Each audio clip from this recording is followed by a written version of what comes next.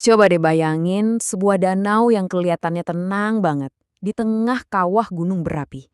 Indah, damai, kelihatannya. Tapi ternyata di bawah permukaannya yang sunyi itu, danau ini nyimpen rahasia yang super mematikan. Dan suatu malam, rahasia itu bakal keluar dengan cara yang paling mengerikan. 1746. Ini ini bukan sekadar angka ya. Ini jumlah nyawa, jumlah orang yang malam itu tidur dan gak pernah bangun lagi. Hilang. Semua dalam satu malam, tanpa peringatan apapun. Ini adalah kesaksian dari salah satu penyintas. Dan jujur, ini benar-benar bikin merinding. Coba bayangin, kamu bangun tidur, tapi bukan karena ada suara. Justru karena sunyi senyap yang aneh banget. Gak ada suara burung, gak ada suara serangga, bahkan lalat pun gak ada. Semua kehidupan di sekelilingmu lenyap. Nah, ini dia misteri utamanya. Pertanyaan inilah yang waktu itu bikin para ilmuwan bingung dan seluruh dunia kaget. Jadi, kekuatan tak terlihat apa sih yang sebenarnya terjadi di Danau Nyos? Yuk kita bedah bareng-bareng. Oke, kita mundur dulu ke tanggal 21 Agustus 1986 di Kamerun. Malam itu, para penduduk desa dengar suara gemuruh aneh dari arah danau. Mereka sama sekali tidak tahu kalau suara itu adalah awal dari sebuah pembunuh senyap yang bakal menyapu bersih desa mereka.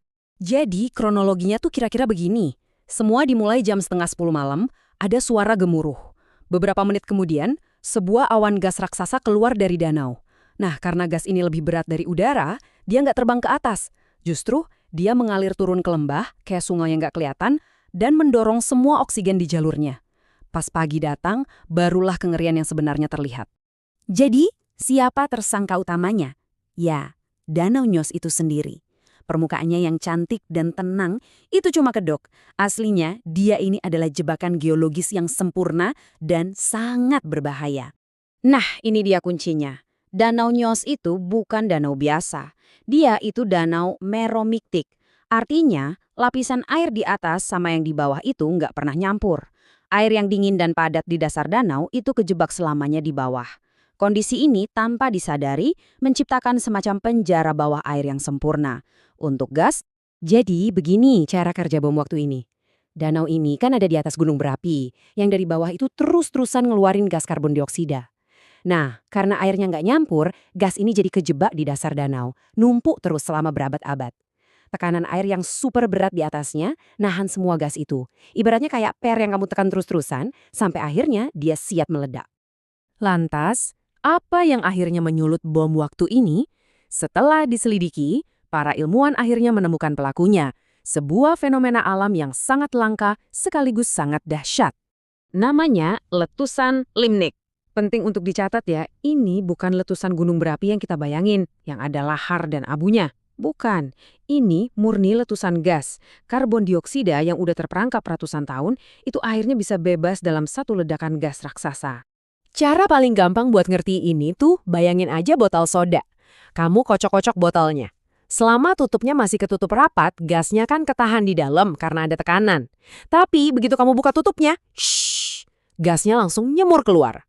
Nah, di Danau Nyos, air yang dalam itu adalah tutup botolnya. Pemicunya kemungkinan besar tanah longsor. Itu ibarat tangan yang buka tutup botol. Seketika tekanannya hilang dan jutaan ton CO2 langsung meledak ke permukaan. Skala ledakannya ini gila banget, susah dibayangin. Sekitar 1,6 juta ton CO2 dilepaskan. Awan gasnya meluncur dengan kecepatan 100 km per jam, lebih cepat dari mobil di jalan tol, dan menyebar sampai sejauh 25 km. Dia merayap di tanah, nggak kelihatan, nggak berbau, dan langsung mencekik semua kehidupan yang dilewatinya. Oke, setelah tahu apa penyebabnya, tantangan berikutnya kan jadi lebih besar. Gimana caranya menjinakkan danau pembunuh ini biar nggak kejadian lagi? Untungnya, solusi yang ditemukan para ilmuwan itu cerdik banget. Jadi, solusinya itu sederhana tapi jenius. Para insinyur masang pipa-pipa raksasa yang panjangnya sampai ke dasar danau. Pipa ini fungsinya kayak sedotan. Dia secara terus-menerus dan perlahan nyedot air yang kayak gas dari dasar danau ke permukaan. Dengan gitu, CO2 bisa dilepaskan sedikit demi sedikit. Jadi, nggak akan pernah numpuk sampai level berbahaya lagi. Nah, jadi ini perbedaannya. Dulu, Danau Nyos itu ibarat bom waktu yang detaknya makin kenceng setiap hari.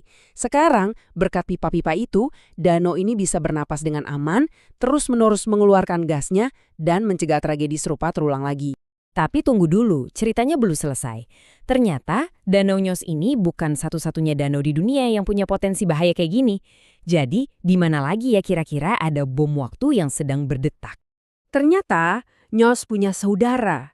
Ada Danau Manun juga di Kamerun yang meletus 2 tahun sebelumnya. Dan yang lebih bikin was-was, ada Danau Kivu di perbatasan Rwanda dan Kongo. Ukurannya jauh lebih besar dan gas yang disimpan juga jauh lebih banyak. Bahkan, sekarang ini para ilmuwan lagi ngawasin Danau Kuke, yang mulai nunjukin tanda-tanda peringatan yang mengerikan.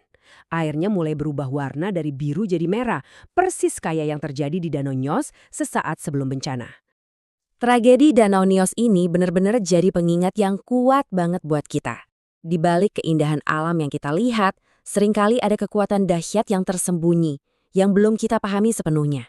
Ini bikin kita jadi bertanya-tanya, ancaman tersembunyi apa lagi ya yang ada di luar sana, yang diam-diam menunggu di bawah permukaan. Dan ini juga nunjukin betapa pentingnya peran ilmu pengetahuan. Bukan cuma buat ngejelasin dunia, tapi juga buat ngelindungin kita dari bahayanya.